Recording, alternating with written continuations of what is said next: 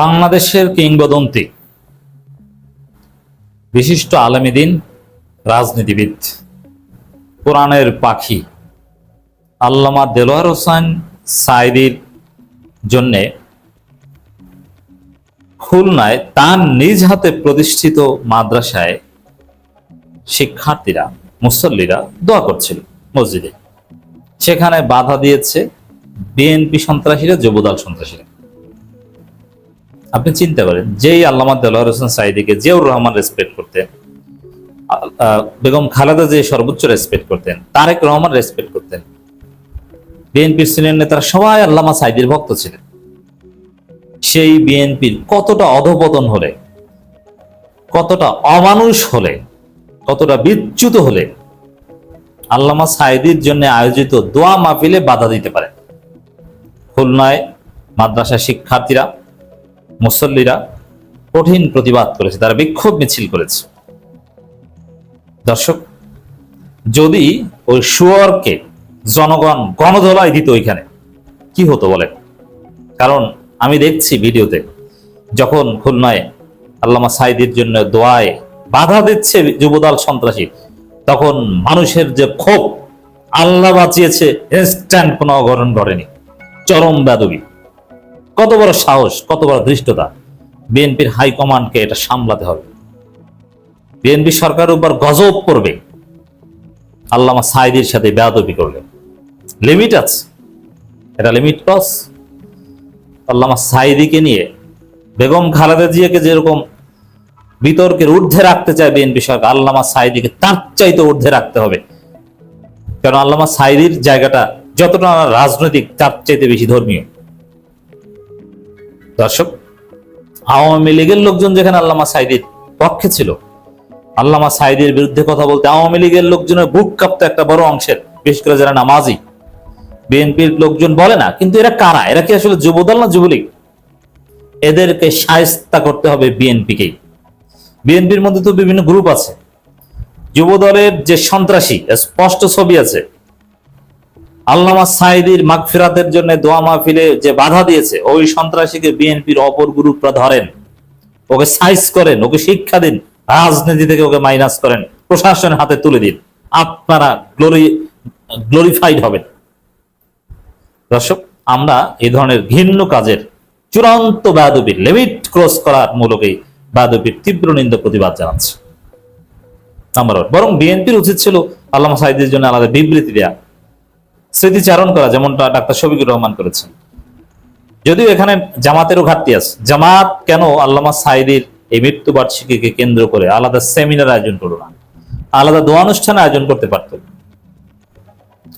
এবং জাস্ট আমির জামাত স্মরণ করেছেন, কিন্তু আরো বেশি কিছু আল্লামা সাঈদী ডিজার্ভ করেন। বিশেষ করে শুধু আল্লামা সাঈদী শহীদ হয়েছেন, তাকে, তার জন্য দোয়া করা, স্মরণ করা, এটা না। জামাতের এখানে গ্রেট পলিটিক্যাল মিস্টেক। আল্লামা সাঈদীকে বিচার বিভাগীয় হত্যাকাণ্ডে স্বীকার করা ষড়যন্ত্র ছিল, তার বিরুদ্ধে ফাঁসির রায় দেওয়া হয়েছিল। শেষ পর্যন্ত ফাঁসি কার্যকর করতে পারেনি, অন্যভাবে হত্যা করা হয়েছে বলে অভিযোগ আছে।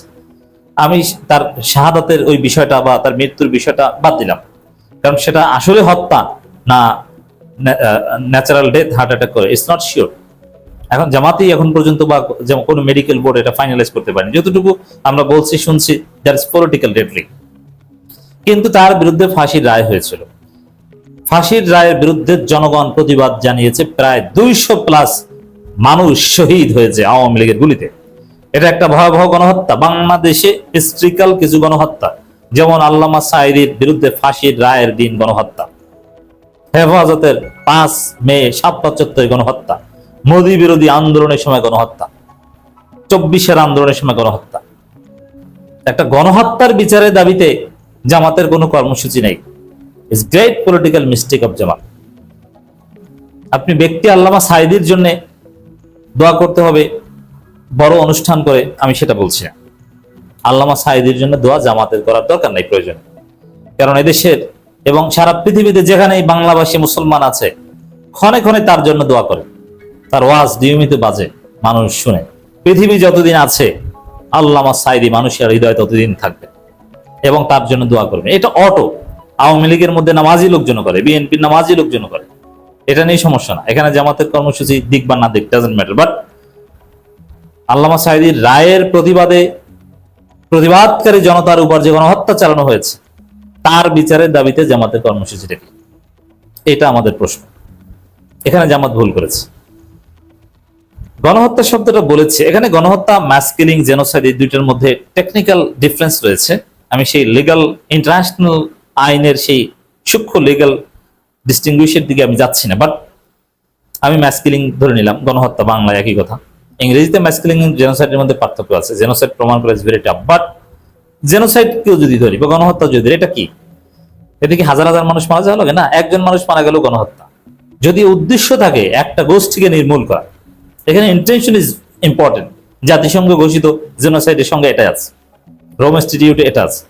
সেখানে প্রতিবাদকারীদের গণহারে হত্যা করার উদ্দেশ্যে এলো পাতারি গুলি চালিয়েছে পুলিশ, এই জন্য দ্যাট ইজ জেনোসাইড। তার বিরুদ্ধে জামাত প্রতিবাদ করবে না, বিচার চাইবে না? কারা গণহত্যা করেছে, কোন কোন পুলিশ করেছে, এ বিষয়ে জামাতের ফাইল কি, তাদের কাজ কি? ব্যর্থতা। শুধু কি এটা? 14ই আগস্ট আপনারা জানেন যে আমাদের আত্মপরিচয়ের একটা দিন।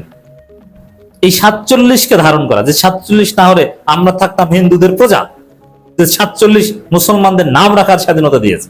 এক সময় হিন্দু জমিদারির কারণে মুসলমান নাম রাখা যেত না, মুসলমানের সন্তানরা স্কুলে যেতে পারতো না, তাদেরকে স্কুলে বসতে দেওয়া হতো না। সেখানে 47 আমাদের আত্মপরিচয় দিয়েছে। সে আত্মপরিচয়কে জামাতের লোকজন একটা ইসলামী রাজনৈতিক দল হিসেবে কতটুকু স্মরণ করেছে? আপনারা ইসলামী রাজনীতি করতেন, জিন্নার 47 না ঘটলে কিসের ইসলামী রাজনীতি? আপনি তো ডাক্তার শফিকুর রহমানের নামই রাখতে পারতেন না, আপনার নাম হতো হিন্দু এবং মুসলমানের নামের মধ্যে মিল আছে না, একই রকমের নাম, ওইরকম একটা কিছু, যে নামটা শুনলে মুসলমান না হিন্দু বোঝা যায় না। 47 আমাদের সেই আজাদি দিয়েছে, আত্মপরিচয় দিয়েছে, মুসলমান আইডেন্টিটি দিয়েছে। এটা নিয়ে জামাতের কোনো কার্যক্রম দেখলাম না। কিছু জামাতপন্থী অ্যাক্টিভিস্ট দেখলাম এটাকে স্মরণ করছে। আপনি যে মুক্তির পক্ষে, তার দলিল কি? আপনি কেন এটা স্মরণ করছেন না? তবে দেখলাম যে সবকিছু ছাপিয়ে ডাকসু একটা বিরল আয়োজন করেছে। ঢাকা বিশ্ববিদ্যালয়ে ইতিহাসে এটা একটা ইতিহাস সৃষ্টি। ঢাকা বিশ্ববিদ্যালয় মানে একসময় ছিল নাস্তিকদের খেলা। ঢাকা বিশ্ববিদ্যালয়ে কোরআন, ইসলাম, পলিটিক্যাল ইসলাম এটা কমপ্লিটলি নিষিদ্ধ ছিল যুগ যুগ ধরে, এমনকি 2001 থেকে 2006। এই জন্য আল্লামা সাঈদীর ওয়াজের একটা বিষয়বস্তু ছিল ঢাকা বিশ্ববিদ্যালয়। ঢাকা বিশ্ববিদ্যালয়ের শিক্ষকদের নাস্তিক্যবাদ নিবাস করতেন। সেই ঢাকা বিশ্ববিদ্যালয় কেন্দ্রীয় মসজিদ আল্লামা সাঈদীর জন্য দেওয়া অনুষ্ঠিত হয়েছে। This is for the first time. Dhaka বিশ্ববিদ্যালয়ের সাবেক প্রক্টর সেখানে অংশগ্রহণ করেছেন, আল্লামা সাঈদীর প্রশংসা করে বক্তব্য দিয়েছেন। ঢাকা বিশ্ববিদ্যালয় আন্তর্জাতিক সম্পর্ক বিভাগের প্রফেসর ডক্টর রুহুল আমিন সেখানে বক্তব্য দিয়েছেন, আমার সরাসরি শিক্ষক। তিনি দাঁড়িয়ে রেখেছেন, তার চেহারা দেখে আমার হৃদয় জুড়িয়ে গেছে। ভিপি, আরো অনেক শিক্ষক, স্টাফ অনেকে ছিলেন। আজকে ঢাকা বিশ্ববিদ্যালয় এবং ডাকসু আল্লামা সাঈদীকে চর্চা করেন, তার জন্য ফরমাল দোয়া অনুষ্ঠান করেন। এটা একটা ইতিহাস। 24 পরবর্তী বাংলাদেশের, 5 আগস্ট পরবর্তী বাংলাদেশের প্যারাডাইম শিফটের একটা এক্সাম্পল, যে আল্লামা সাঈদীকে চর্চা করা হয় ডাকসুতে, ঢাকা বিশ্ববিদ্যালয়। এখন আর সেই ঢাকা বিশ্ববিদ্যালয় নাস্তিক্যবাদ চর্চার, বামপন্থা চর্চার প্রাণ কেন্দ্র নেই।